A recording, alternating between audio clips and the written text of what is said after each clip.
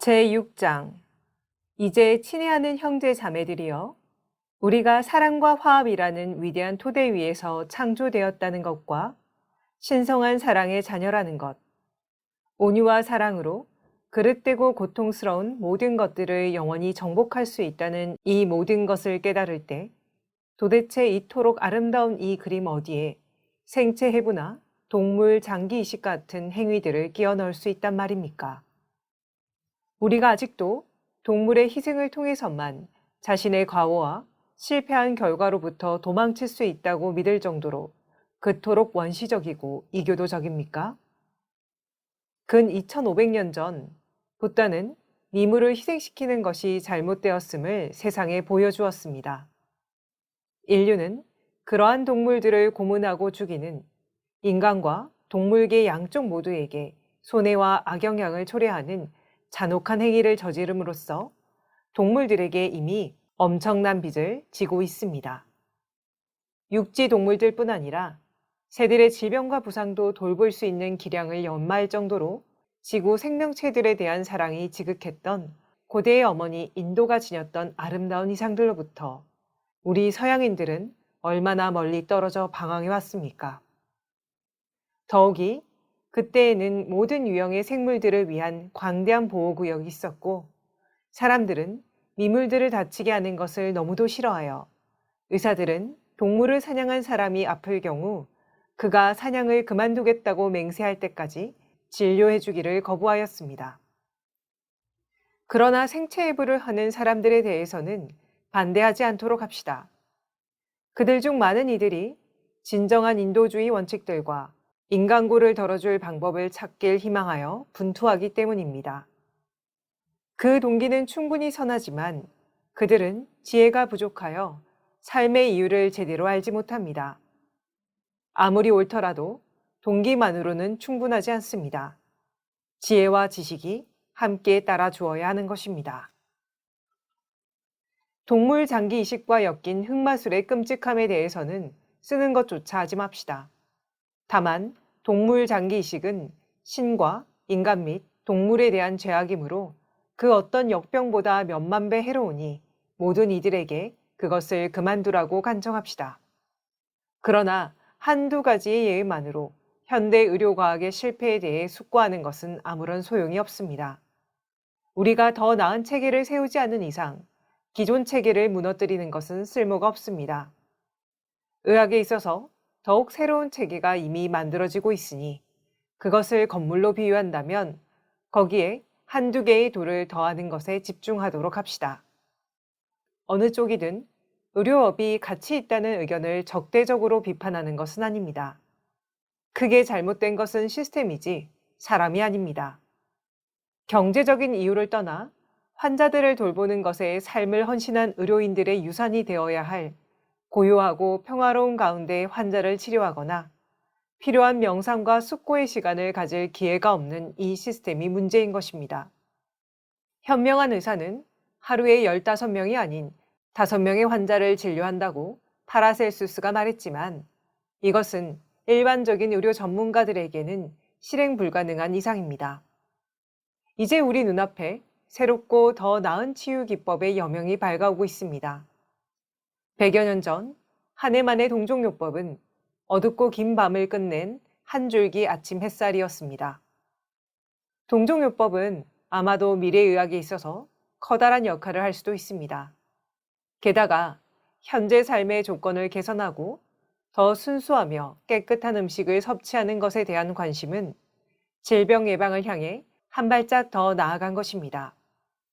이러한 움직임은 사람들로 하여금 영적인 결함과 질병의 관계 및 정신을 온전하게 함으로써 일어나는 치유에 대한 관심을 가질 수 있도록 질병의 어둠을 몰아내는 밝은 햇살이 다가오는 길을 가리키고 있습니다.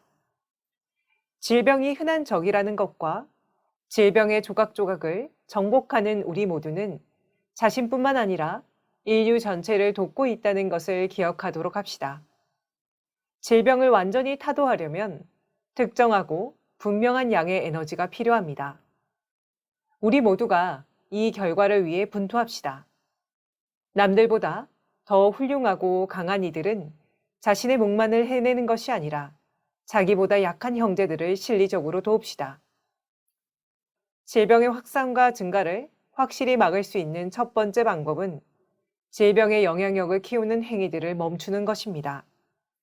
두 번째는 미래의 질병에 걸리게 하는 요인이 되는 결함들을 우리의 본성으로부터 없애는 것입니다. 그것을 성취하는 것이 진정한 승리입니다.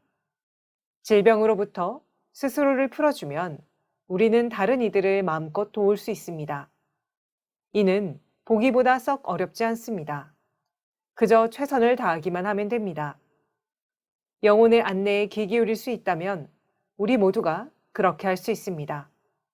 삶은 우리에게 엄청난 희생을 요구하지 않습니다.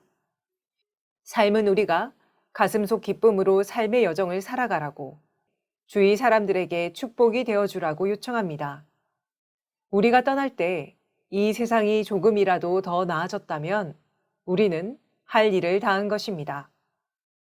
적절하게 해석한다면 여러 종교들의 가르침은 우리로 하여금 모든 것을 버리고 나를 따라오라고 간청하는데, 이 구절의 의미는 우리의 상위 자아가 요구하는 바에 따라 자신을 온전히 내려놓으라는 것입니다. 집이나 편안함, 사랑과 화려함을 다 버리라는 뜻이 아닙니다. 실은 그것과는 전혀 다른 이야기인 것입니다. 궁궐 생활의 모든 영광을 누리는 한 나라의 왕자는 그 백성들과 나라에, 아니 심지어는 온 세상에 참으로 뜻밖의 선물이자 축복이었을 것입니다.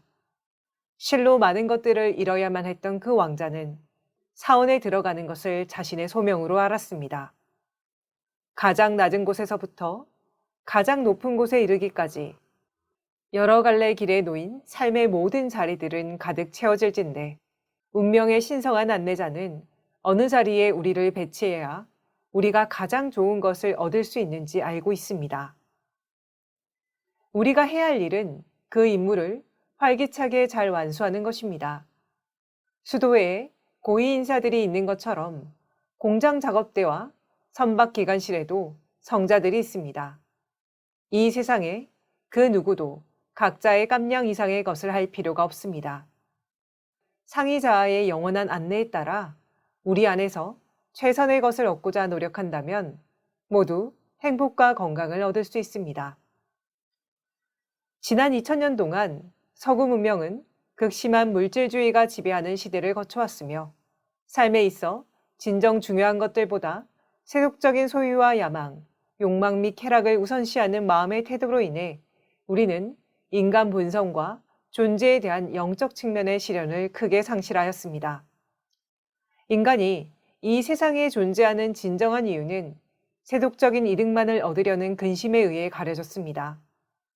속세의 것보다 더 위대한 것들을 깨달음으로써 만날 수 있는 참된 위로, 용기와 격려가 부족했기 때문에 삶은 매우 고달파졌습니다.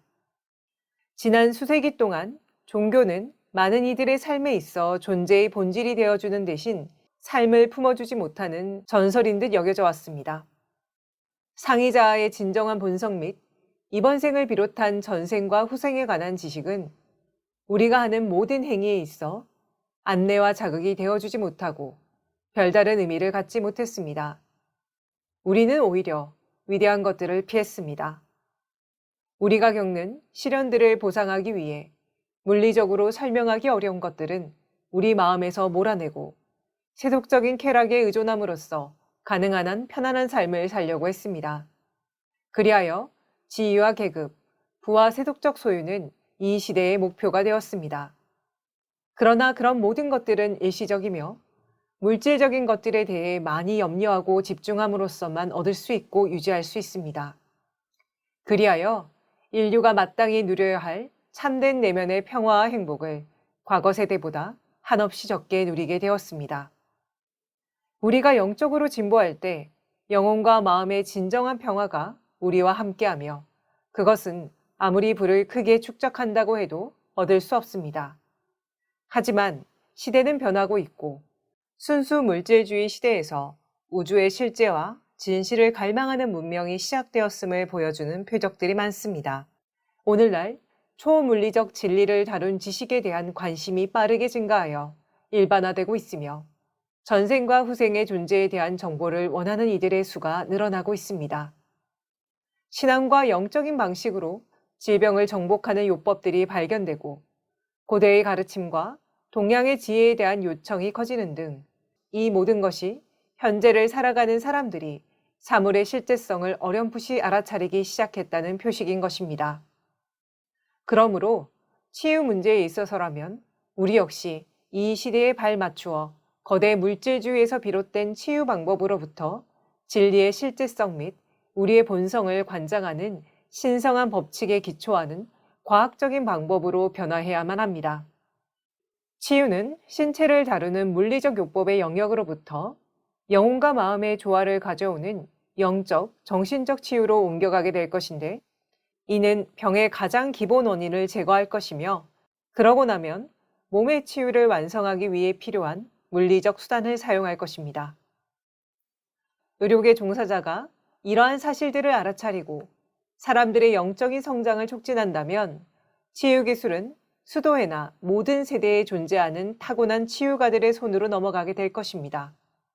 그러므로 미래 의사들은 두 가지 주요 목표를 갖게 될 것입니다. 첫 번째는 환자들이 자신에 대해 알도록 보조하고 환자가 저지를 수 있는 근본적인 실수, 고쳐야 할 성격적 결함, 그리고 그의 본성에서 근절하고 그에 상응하는 덕목으로 대체해야 할 결함을 짚어내는 것입니다.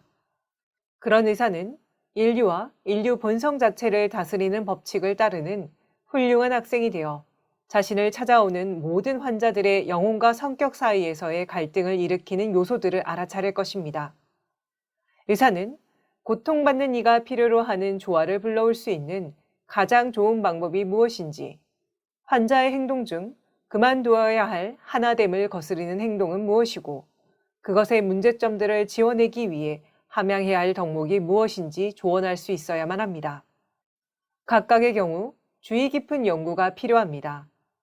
인류를 위한 이 영광스럽고 신성한 일을 성공적으로 책임질 이는 삶의 많은 부분을 오로지 인류에 대한 지식을 위해 헌신하고 타인을 돕고자 하는 열정으로 가슴이 타오르는 사람이어야 합니다. 그는 괴로움에 시달리는 자의 눈을 열어 존재의 이유를 깨닫게 하고 병을 이겨낼 수 있도록 희망과 위로와 믿음을 갖도록 격려해야 할 것입니다. 의사의 두 번째 임무는 환자의 몸에서 기운이 나도록 도우며 마음을 고요히 하여 삶에 대한 관점을 확장시키고 삶의 완성을 향해 분투하게 함으로써 개인 전체에 평화와 조화로움을 불러오는 치료법들을 적용하는 것입니다. 인류의 치유와 위로를 돕기 위해 신성한 창조주가 베푼 자비로 그러한 치료법들은 자연에서 찾을 수 있습니다. 그러한 치료법들 중 몇몇은 알려져 있지만 현재 세계 여러 곳, 특히 인도에서 의료인들이 계속 찾는 중이고, 그러한 연구가 좀 더 발전하게 되면 대부분의 2000년 전 지식을 되찾을 수 있을 것입니다. 그러면 미래의 치유가들은 아픈 이들의 고통을 경감시켜줄 신의 자비로 이 땅에 내려온 아주 멋진 자연 치유법을 각자가 원하는 대로 활용할 수 있게 될 것입니다. 그러므로 질병의 박멸은 우주불변의 법칙이 지닌 진리를 알아차리고 겸손과 순종으로 그 법칙에 따름으로써 영혼과 인류 사이의 평화를 가져오는 것과 삶의 진정한 기쁨 및 행복을 얻음에 달려 있습니다. 의사들 중 일부는 고통에 시달리는 이들을 진리를 다루는 알무로 인도하고 조화로움을 찾을 수 있는 방법들을 알려주어 모든 것을 극복할 수 있는 신성이 환자에게 있다는 믿음을 갖게 할 것입니다. 그리고 성격의 조화를 도울 뿐 아니라 신체의 치유를 돕는 여러 치료법을 적용하게 될 것입니다.